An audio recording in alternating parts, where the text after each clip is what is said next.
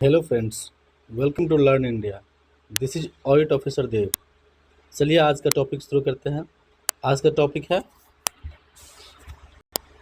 वैदिक एरा। ठीक है, इसका टॉप 35 क्वेश्चंस जो एक क्विज की तरह आप लोग अटेम्प्ट करेंगे और अपना स्कोर कमेंट बॉक्स में लिखेंगे। चलिए शुरू करते हैं आज का फर्स्ट क्वेश्चन। आर्य शब्द इंगित करता है किसको? द करेक्ट आंसर इज श्रेष्ठ वंश को। नेक्स्ट क्वेश्चन, त्रयी नाम है किनका? तो त्रयी नाम है 3 वेदों का। तो 3 वेद कौन कौन है? जैसे कि ऋग्वेद, यजुर्वेद, सामवेद। इन तीनों वेदों को क्या कहा जाता है? त्रयी। ठीक है, या वेद त्रयी। नेक्स्ट क्वेश्चन, किस वैदिक ग्रंथ में वर्ण शब्द का सर्वप्रथम नामोल्लेख मिलता है? द करेक्ट आंसर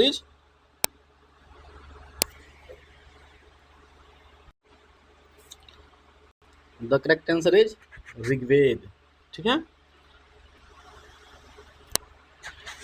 ऋग्वेद में वर्ण का जो प्रयोग है कहीं कहीं व्यवसाय को चयन करने के लिए भी इस्तेमाल किया जाता है।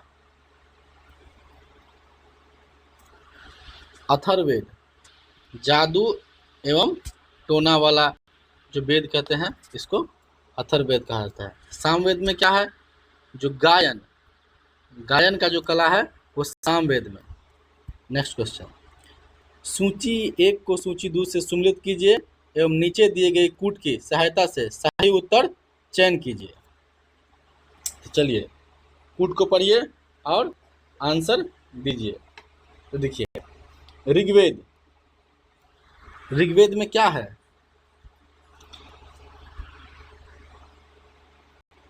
ऋग्वेद में है संगीत में स्रोत एवं कर्मकांड, तंत्र मंत्र एवं वशीकरण, स्रोत एवं प्रार्थनाएं। तो करेक्ट आंसर इज स्रोत एवं प्रार्थनाएं। ऋग्वेद में द करेक्ट आंसर इज 4। ठीक है, इसका आंसर 2, इसका 1 और 3। चलिए देखते हैं यजुर्वेद में क्या है? स्रोत एवं कर्मकांड। सामवेद में संगीत में स्रोत और अथर्ववेद में तो तंत्र मंत्र एवं वशीकरण। नेक्स्ट क्वेश्चन, ऋग्वेद में कितनी ऋचाएं है? ऋग्वेद में 1028 ऋचाएं है और कितना मंडल है? 10 मंडल है। नेक्स्ट, ऋग्वेद का कौन सा मंडल सोम देवता को समर्पित है? The correct answer is C. 9वां मंडल जो है ऋग्वेद में सोम देवता को समर्पित है। ऋग्वेद में कुल 10 मंडल है और 9वें मंडल में 114 श्लोक है या सूक्ति है जो सोम को क्या है? समर्पित है। नेक्स्ट क्वेश्चन, भारत के किस स्थल की खुदाई से लौह धातु के प्रचलन के प्राचीनतम प्रमाण मिले हैं? The correct answer is B, Atranji Khera. और है जैसे कि रोपर हो गया, मथुरा हो गया, ये जो है इस सब में से क्या हुआ है? लौह धातु का प्राचीनतम प्रमाण मिले हैं। नेक्स्ट, उपनिषद पुस्तकें हैं किस पर आधारित? ये दर्शन पे है, ये फिलोसफी पर आधारित है उपनिषद का। ठीक है, और उपनिषद को क्या कहा जाता है? इन्हें कहा जाता है वेदांत। उपनिषद को वेदांत कहा जाता है। ठीक है, नेक्स्ट, आध्यात्म ज्ञान के विषय में नचिकेता और यम का संवाद किस उपनिषद में प्राप्त होता है? The correct answer is C, Kathopanishad में। ठीक है, इसमें आचार्य यम ने नचिकेता को उपदेश दिया। ठीक है, यम ने नचिकेता को उपदेश दिया कि न आत्मा कभी जन्म लिया, ठीक है, और न कभी इसको मृत्यु हुआ है। द करेक्ट आंसर क्या होगा? यह अजन्मा है। क्या है? अजन्मा है, मतलब कि आत्मा को न कभी जन्म हुआ है न कभी मृत्यु हुआ है। ये यम और नचिकेता के संवाद का विषय है। नेक्स्ट, उपनिषद काल के राजा अश्वपति कहाँ के शासक थे? The correct answer is B, Kekai के शासक थे। आरंभिक वैदिक साहित्य में सर्वाधिक वर्णित नदी है कौन? वो सिंधु नदी सर्वाधिक वर्णित नदी है। ठीक है, सिंधु नदी को उनके आर्थिक महत्व के कारण, आर्थिक इंपोर्टेंस के कारण में उनको क्या कहा गया है? हीर नयनी कहा गया है। किसको? सिंधु नदी को। नेक्स्ट, वैदिक नदी आस्किनी की पहचान निम्नांकित नदियों में से किस एक के साथ की जाती है? तो आस्किनी किसे कहते हैं हम? चिनाब को। अराबी को पुरुषनी, और व्यास को विपास, और झेलम को वितास्ता। वितास्ता कहते हैं हम झेलम को। चलिए नेक्स्ट क्वेश्चन, वैदिक नदी कुंभा का स्थान कहाँ निर्धारित होना चाहिए? कुंभा का लोकेशन कहाँ है? चलिए देखते हैं। तो कुंभा का लोकेशन कहाँ पे है? काबुल में। काबुल कहाँ पे है? वो अफगानिस्तान में है। The correct answer is a. और देखते हैं कि अफगानिस्तान में कौन कौन सी नदियां हैं, जैसे कि क्रुमु, गोमती, जैसे कि स्वात, ये सब नदी कहाँ पे पड़ती है? अफगानिस्तान में। नेक्स्ट क्वेश्चन, भारतीय संस्कृति के अंतर्गत रीत का अर्थ क्या है? The correct answer is a, प्राकृतिक नियम। ठीक है, ऋग्वेद में हमें धर्म की अतिरिक्त दूसरा शब्द क्या मिलता है? रीत। जैसे कि ऋग्वेद में हम लोग पढ़ते थे तो धर्म मिलता था, अधर्म का जो सिनोनिम कह सकते हैं, ये कौन था? रीत था। नेक्स्ट क्वेश्चन, ऋग्वेदिक काल में निष्क शब्द का प्रयोग एक आभूषण के लिए होता था, किंतु परवर्ती काल में उसका प्रयोग किस लिए हुआ था? The correct answer is D, सिक्का के रूप में।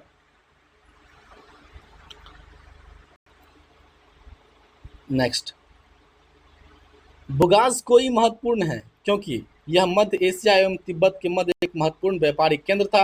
यहाँ से प्राप्त अभिलेखों में वैदिक देवताओं एवं देवतियों का नाम उल्लेख प्राप्त हुआ है। The correct answer is B, यहाँ से प्राप्त अभिलेखों में वैदिक देवताओं एवं देवियों का नाम उल्लेख प्राप्त हुआ है। इसमें जो मुख्य देवता था वो इंद्र था, वरुण था, नासत्य था और मित्र था। ये चारों देवताओं का वर्णन यहाँ से हुआ है। निम्नलिखित अभिलेखों में से कौन सा ईरान से भारत में आर्यों के आने की सूचना देता है? The correct answer is C, बुगास कोई जो था वो यहाँ पर आने की सूचना देता था कि ईरान से भारत आए हैं। नेक्स्ट, गोत्र शब्द का प्रयोग सर्वप्रथम कहाँ हुआ था? गोत्र शब्द का प्रयोग सर्वप्रथम कहाँ हुआ था? ऋग्वेद में। ऋग्वेद में मंडल की संख्या कितनी है? 10, और ऋचाएँ की संख्या 1028। ऋग्वेद को पढ़ने वाला क्या कहता है? होता। सामवेद जो है वो गायन से संबंधित है। अथर्ववेद में जादू टोना है।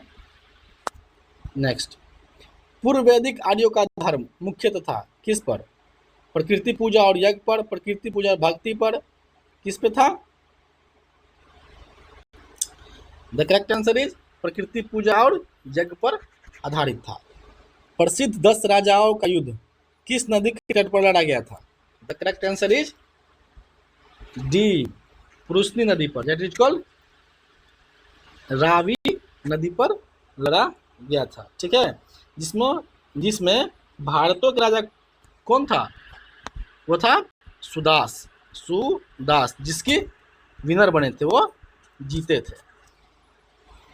नेक्स्ट, निम्न में से किस नदी को ऋग्वेद में मातेतमा, देवीतमा एवं नदीतमा संबोधित किया जाता है? The correct answer is B, इन्हीं को बोला जाता था मातोतमा, देवीतमा और नदीतमा। इसका अर्थ है मातोतमा मतलब कि सबसे अच्छी माँ, देवीतमा मतलब सबसे अच्छी देवी, और नदीतमा मतलब सबसे अच्छी नदी। किनके लिए यह संज्ञा निर्धारित की गई है? सरस्वती के लिए। नेक्स्ट क्वेश्चन, प्राचीन काल में आर्यों के जीविकोपार्जन का मुख्य साधन क्या था? The correct answer is a, कृषि था। चलिए नेक्स्ट क्वेश्चन। ऋग्वेद में उल्लिखित यव शब्द किस कृषि उत्पाद हेतु प्रयुक्त किया जाता था? यव जौ के लिए इस्तेमाल किया जाता था। चलिए नेक्स्ट। ऋग्वेदिक पणि किस वर्ग के नागरिक थे? तो पणि क्या था? एक व्यापारी था। वो क्या करता था? तो ऋण देते थे और बहुत अधिक ज़्यादा ब्याज लेते थे। ठीक है, इसीलिए उनको वैदिक भाषा में उसको बेक नॉट कहा गया है। बेक नॉट, जिसे क्या कहते हैं? सूद खोर। Next question. ऋग्वेदिक जनसभा जो न्यायिक कार्यों से संबंधित थी, कौन था वो? सभा, समिति, विधाता, उपयुक्त, सभी। Correct answer is a. सभा जो था वो वो न्यायिक कार्य को देखा था। ठीक है, और सभा का जो उल्लेख ऋग्वेद में हुआ है वो कितनी बार हुआ है? वो 8 बार हुआ है। Next question. आयुर्वेद अर्थात जीवन का विज्ञान का उल्लेख सर्वप्रथम मिलता है किसमें? The correct answer is D, Atharvaveda में। इसमें जादू का भी, टोना का भी, वशीकरण का भी उल्लेख मिलता है। ठीक है, सामवेद में गायन का उल्लेख मिलता है। ठीक है, आरण्यक में तो जंगल के बारे में बताया गया है।